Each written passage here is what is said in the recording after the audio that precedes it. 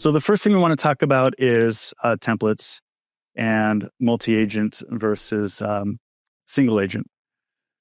So when you're working within Agent Studio, you're going to have a design canvas like this. This is where you're going to define the relationships of agents within an agent team.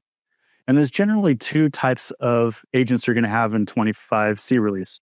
You're going to have a single agent, and that's all you have. And that's okay, because many use cases can be solved with a single agent that have a set of tools. In fact, most of them, I would argue. And then you have multi-agents. Multi-agents would now use a concept called a supervisor worker pattern. So in the single agent, the supervisor is kind of built in. It knows it needs to call that agent only to perform the task.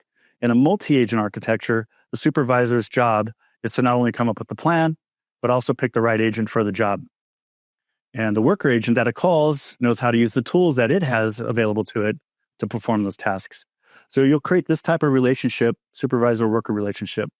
If you've been involved in agents for a while, there's lots of different types of networks. This particular one is point-to-point. So the supervisor calls a worker, it waits for the response. Now that's in the session history, it will call the next agent. So the agent or the worker agents do not communicate to one another. They all communicate through the supervisor agent. And it keeps it nice and clean, a lot easier to debug. There's lots of interesting patterns out there, but this is one of the most straightforward ones.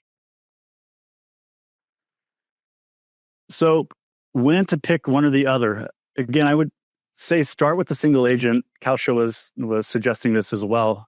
Look for the simple use cases, start with the single agent, and look for the tools that can enable it to do its job. We've seen tools, single agents using up to 10, 12 tools can be successful. It's really about how well you prompt it, frankly. We've also seen it get very confused with that many agents. So it comes down to prompting as well. So when you get to about 4 or 5 tools, you may want to think, should I divide this up into another agent and give it a specific set of tools?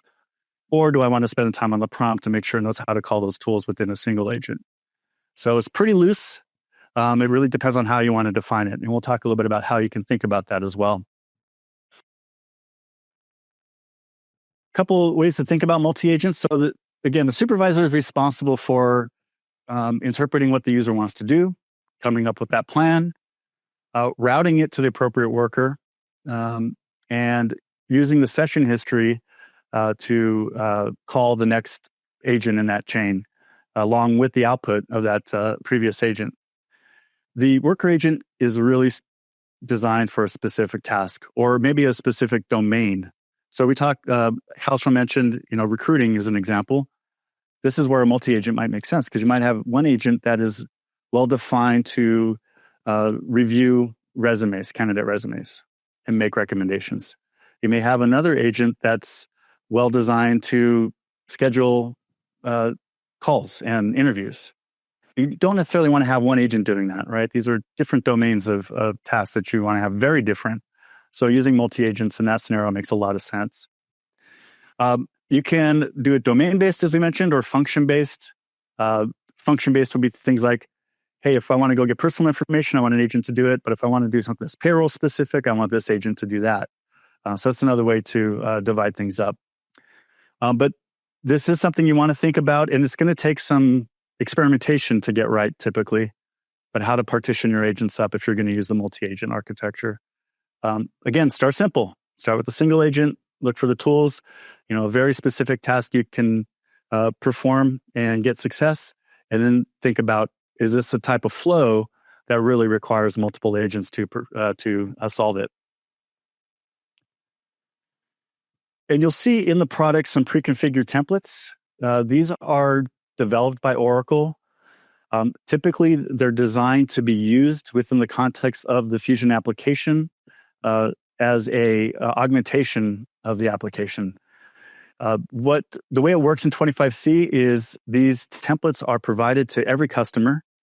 And in order to use them, to turn them on effectively, they go through an instantiation step.